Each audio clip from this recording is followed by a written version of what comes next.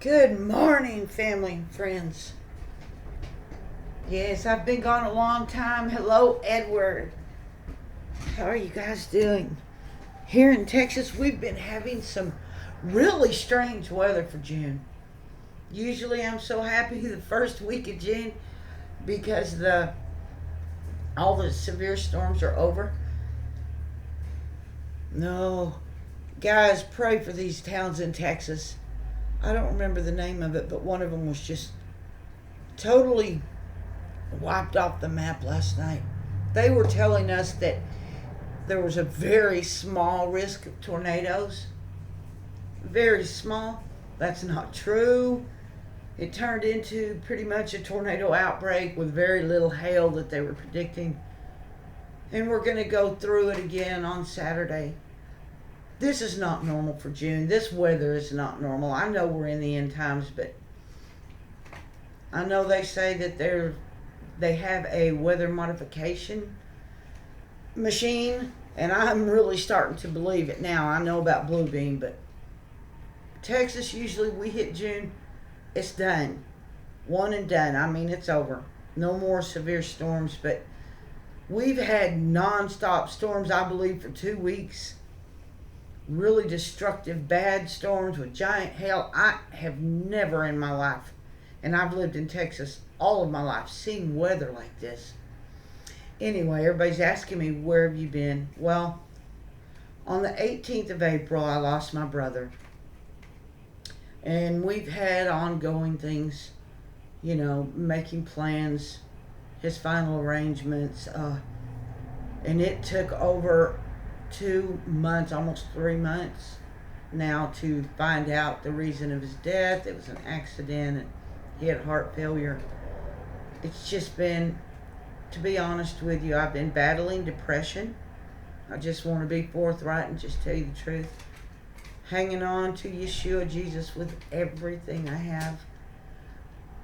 And little Edward, bless his heart, he's such a man of God, has been asking me to come back on here. And I've been praying, but the reason that I haven't been on here is until I get alone with God and get through what I'm going through. I don't think I have any right to come on here and to tell someone else how to get through it. So God's been dealing with me on a few things. And it's not just my brother. I've lost all my siblings. And my mother. And my brother-in-law. And we've got ongoing things. I know a lot of people have a lot of things going on right now.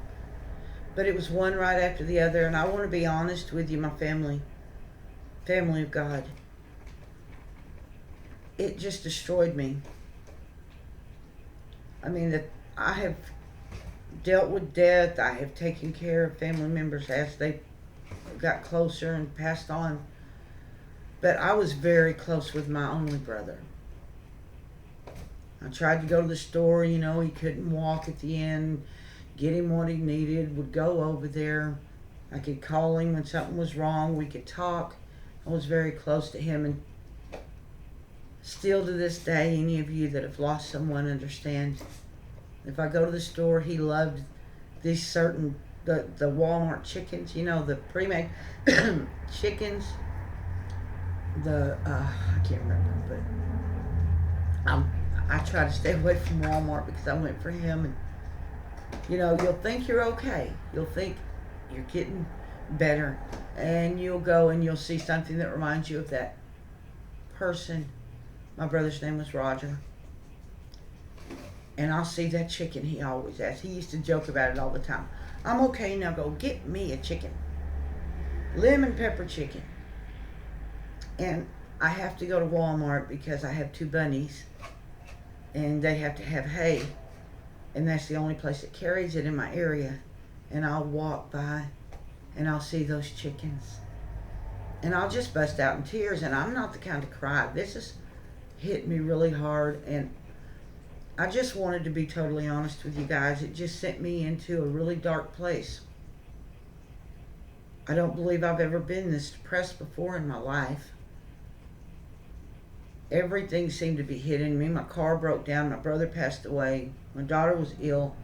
My son wasn't doing well. the condition of this house, as you know, if you know me, the manager hasn't done anything. And then we have these really bad storms, and we're up all night. And I have to take care of things here, take care of my bunnies, take care of the puppies. And you know how it is if you've ever suffered a loss or depression.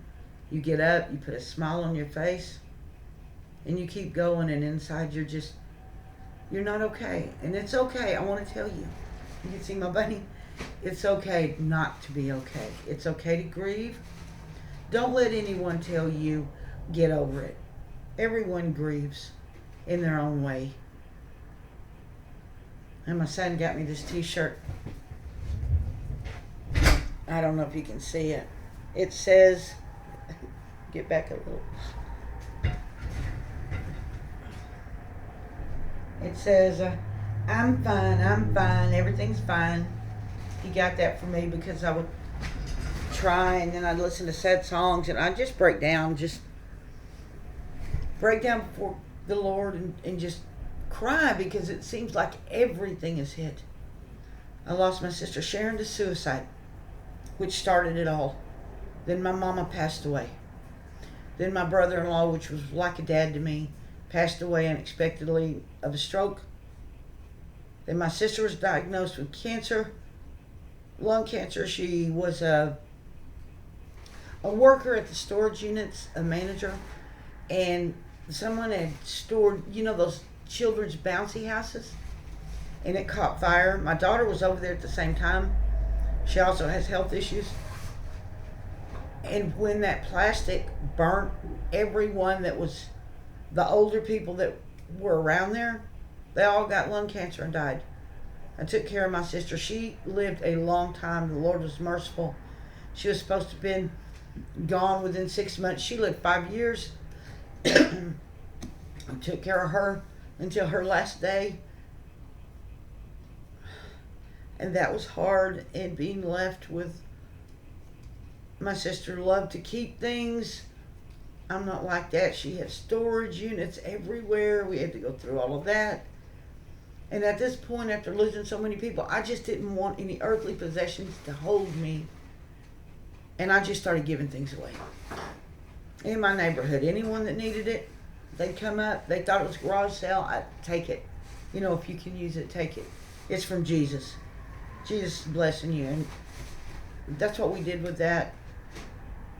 My brother was diagnosed with heart failure and a number of other conditions. It was hard seeing him like that. He was always so strong. My father was an alcoholic. I'm just going to be forthright with you. He was a really bad alcoholic. I wasn't raised around him, but they were. And my brother, with all the girls in the family, there were 6 of us. I also had a sister that my grandmother raised that I didn't even know about. And in between my sister Sharon and my sister Shirley passing, I had emailed her, and we had started to get to know each other. When I was informed that she died on the operating table, she went in to have a day surgery. Nothing big. She died on the operating table. That's another one. But my brother had heart failure, and he fought to live. He was supposed to be the first one that passed. He fought to live. And Miss Amy. Oh, my brother. And thanks for bearing with me. I just need to be totally honest and tell people, I've learned, and the Lord has told me to share. You can't hold everything in. It'll kill you. You have to share with the body of Christ. So that's what I'm doing. If you want to know, you probably don't. He fell in love with Miss Amy, and she was his fiance, and she had MS. When he met her, she was in a very abusive relationship, a boyfriend that abused her. My brother rescued her. He was sick. At the time, he could still walk, and he rescued her, and they fell in love, and they became engaged. And he stood by her even though he was dying. She could walk when he met her. Then she went into a wheelchair. Then she could no longer eat and had to have a feeding tube. And then she had a heart attack and she had a stroke. She had no one. Her family had disowned her during a divorce. Her father never wanted her. Her mother passed, and she was just totally alone in this world. She just loved me to death. And she was his world. He adored her, and he was with her until her last moment. She was in the hospital. She wanted to come home. And they told him that she wouldn't live. Well, my brother didn't care. He was fit to be tied in that hospital. They brought her home. They were worried. They said he couldn't take care of her. They were going to put her in a home, and he said, over my dead body. My brother was a giver, a caretaker. And I think she was one of the reasons that he lived as long as he did. He brought her home, and he took care of her, and she had a little home health care aide, and he hadn't slept in days. And Miss Amy told my brother he needed to sleep. She could barely talk, as he was falling over, and his blood pressure was high, and he was having trouble breathing. And he didn't want to leave her, but she told him to go lay on the sofa for an hour and get a little bit of sleep. After a long time of arguing with him, he finally did, because he was utterly exhausted. He had been up at the hospital for days, no sleep, and he was very ill, actually critically ill. While he took that nap that Miss Amy insisted on, I think she knew she was going to pass. She passed. When he woke up, she was laying in there and she was gone. And that home health care worker did not call or anything. I mean, there should have been charges pressed against her. But that destroyed my brother. He didn't want to live anymore. He had lost his family. He had lost the love of his life. He took it so very hard. Many a nights I stayed up on the phone with him talking about Miss Amy. Oh, he loved that woman so. He truly, I saw true love. After his passing, I found notes to where she would write. They were separated for a while. She tried to go and see her brother, which also had MS and was passing, and her father wouldn't let her in to see her brother, and she had gone to Tyler. But before she left, she wrote a message and said, "I love you, Roger Franklin Welch." Just a little on a note. And I found after he had passed, he missed her so. She came back and they were together, so, he didn't pay much attention to it because he could tell her in person. My brother knew he was going to give up. He didn't want to live anymore. And he left the note out for my son and I and my daughter to find. And on that little note she had written, before she came back, and he wrote on there, "Sweetie, I hope you're with the ones you love. I hope you're happy where you're at. I'm going to get there just as soon as I can." And that broke me when I saw that, because he had just passed. I'm not sure if it really was an accident or if he committed suicide. Oh, Lord, I hope he did not commit suicide.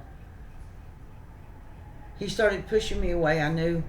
I called. I asked the paramedics to come, try to get him to go to the hospital. He refused. They couldn't do anything. I tried to go to the store for him. He had given up eating. He was barely drinking. He was losing weight. He was trying to push me away. He knew he was dying, and he knew it would destroy me. Anyway, a lot of people have emailed me or sent me texts. God bless you. I love you all. And you've really helped me through this, asking how I'm doing, if I'm all right. They've been worried. So I thought I'd come on here and I would just share with you exactly what's going on. You're my family, and let you know. And I really had a hard time. I sunk down into a very dark, depressing place where I didn't want to get up. And if I did get up, I would think I was okay. I'd start going about my business, putting a happy face on. Guys, if you know someone that seems happy all the time, make sure you're there. Because depression is something that people turn inwardly, and they're not going to tell you. Notice small things. Do they cry for no reason out of nowhere? They really need your support.